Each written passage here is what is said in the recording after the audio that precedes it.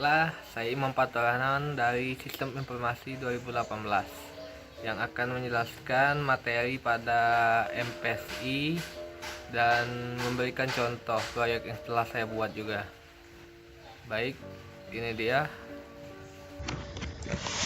Kesimpulan penyebab dan kebijakan dalam proyek sistem. Sebelum dilakukannya pengembangan proyek, perlu dilakukan analisis masalah. Pada proses sistem lama, proyek yang menjadi penyebab harus dilakukannya pengembangan sistem tersebut. Biasanya meliputi tidak efisiennya pada sistem lama, kesalahan proses dan hasil, manfaat yang diperoleh berkurang. Dalam hal ini, manajemen puncak proyek melakukan kebijakan untuk mengembangkan sistem untuk meraih apa saja kelemahan pada sistem lama atau masalah yang tidak bisa diatasi yang harus diefisienkan pada sistem baru dalam proyek pengembangan sistem tersebut. Suatu sistem informasi dapat dikembangkan karena adanya kebijakan dan perencanaan terlebih dahulu.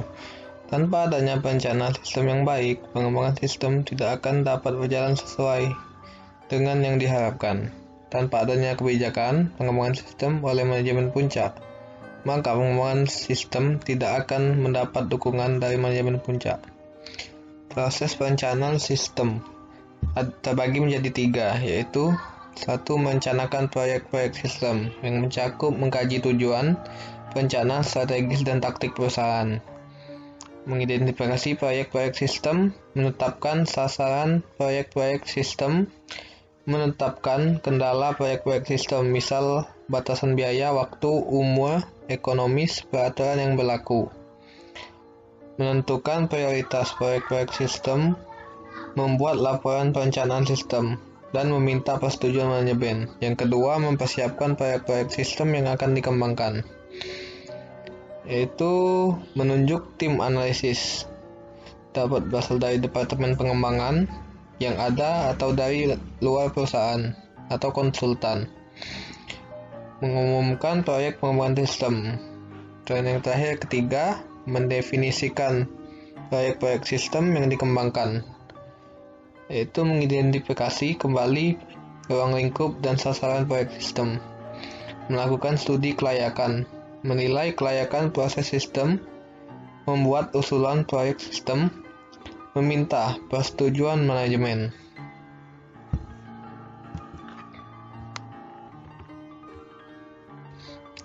Contoh proyek saya, penyebab masalah dilakukannya pembuatan sistem informasi klinik gigi. Pada zaman sekarang, teknologi informasi mempunyai peranan penting dalam bidang industri maupun kehidupan kita sendiri. Dalam satu bidang industri yang memanfaatkan berkembangnya teknologi informasi adalah bidang kesehatan. Teknologi informasi sudah berkontribusi banyak dalam kehidupan kita. Salah satunya, contohnya dalam bidang kesehatan, yaitu rekam medis elektronik EMR yang digunakan oleh dokter untuk mengetahui riwayat penyakit Anda, obat-obatan apa saja yang sudah pernah dikonsumsi, apakah Anda mempunyai sebuah alergi, dan lain-lain. Tanpa teknologi informasi, pengumpulan dan pengambilan data tersebut tidaklah mudah untuk klinik gigi yang mempunyai banyak pasien jika dilakukan secara manual. Teknologi informasi juga memudahkan klinik gigi akan mengakses database yang berisi dengan data pasien, sehingga memudahkan pasien dan pihak klinik gigi. Contoh proyek saya, kebijakan pada proyek klinik gigi untuk mencapai visi sistem informasi kesehatan yang terarah, yang mampu mendukung proses pembangunan kesehatan menuju masyarakat sehat yang mandiri dan berkeadilan, maka dilakukan kebijakan-kebijakan di antara lain. Pengembangan kebijakan dan standar dilakukan dalam rangka mewujudkan sistem informasi kesehatan yang terintegrasi. Mengembangkan dan menyelenggarakan sistem informasi kesehatan dilakukan dengan melibatkan seluruh pemangku kepentingan, termasuk lintas sektor dan masyarakat. Pengembangan sumber daya manusia, mengelola data dan informasi kesehatan dilakukan dengan menjalin kerjasama dengan perguruan tinggi dan lintas sektor terkait. Penataan sumber data dan penguatan manajemen sistem informasi kesehatan pada semua tingkat sistem kesehatan dititik beratkan pada ketersediaan standar operasional yang jelas, pengembangan dan penguatan kapasitas sumber daya manusia, dan pemanfaatan teknologi informasi. Kesimpulan perencanaan aktivitas kerja proyek sistem informasi. Perencanaan aktivitas kerja proyek ini berguna dalam sebagai pegangan pelaksanaan proyek mengenai alokasi sumber daya untuk pelaksanaan kegiatan, sarana berkomunikasi pihak penyelenggara proyek, dan dasar pengaturan alokasi sumber daya. Dalam hal ini, perencanaan menjadi acuan aktivitas kerja proyek dengan salah satu alat bantunya yaitu pembuatan WBS pada aktivitas kerja proyek yang berguna untuk mendefinisikan pekerjaan untuk menyelesaikan sebuah proyek, menemukan sesuatu yang sifatnya urgensi, menanggulangi penyimpangan, dan sebagai alat kontrol kegiatan proyek. Macam metode pengembangan sistem informasi.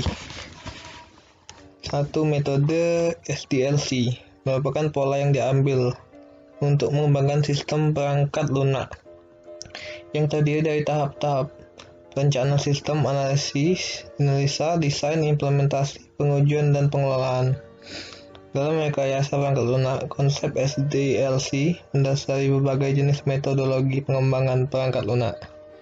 2. Metode RAD. Metode ini juga menggunakan pendekatan interaktif dan inkremental, tetapi lebih menekankan pada tenggat waktu dan efisiensi biaya yang sesuai dengan kebutuhan. 3. Metode waterfall merupakan metode pengembangan perangkat lunak tradisional yang sistematis. Metode ini memiliki 5 tahapan proses, di antaranya communication, planning, modeling, construction, dan deployment. 4. Prototyping. Dalam bahasa Indonesia diartikan dengan istilah perwarupa. Istilah tersebut berarti model awal atau rancangan sementara yang masih membutuhkan berbagai penyesuaian sebelum dinyatakan telah memenuhi hasil yang diinginkan.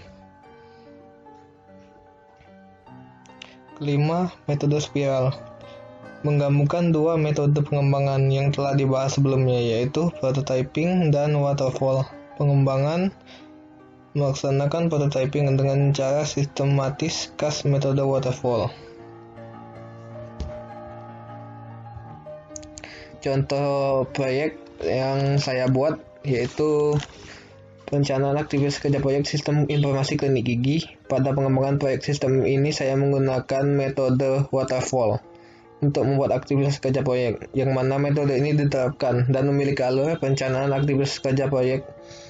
Ini mencakup investigasi sistem yang menyangkut wawancara dan penggalian informasi pada klinik gigi tersebut.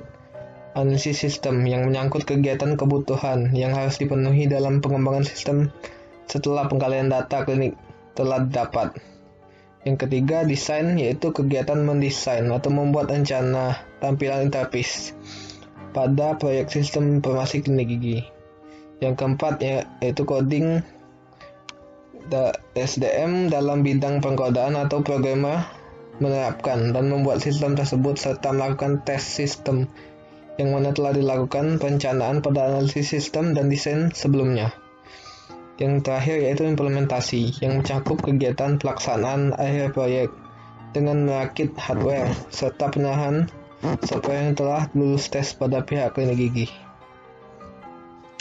Kesimpulan estimasi atau perkiraan anggaran proyek sistem informasi klinik gigi.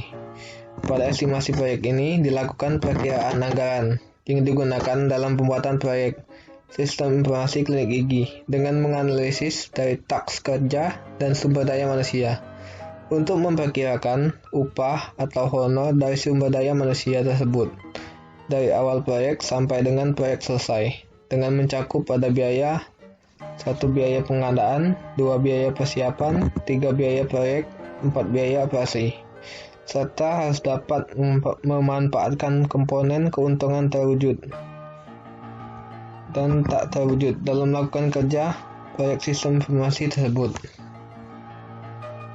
Contoh proyek saya yaitu estimasi biaya pada proyek sistem informasi, yaitu tahap 1 investigasi yang berjumlah total estimasi biayanya itu 700.000. Tahap kedua analisis kebutuhan, estimasi biayanya yaitu 1.785.000. Tahap ketiga desain, total biayanya 1.870.000. Tahap 4 coding, total biayanya 5.730.000. Tahap terakhir yaitu 5 implementasi, total biaya 10.575.000 dengan total 20.660.000 rupiah.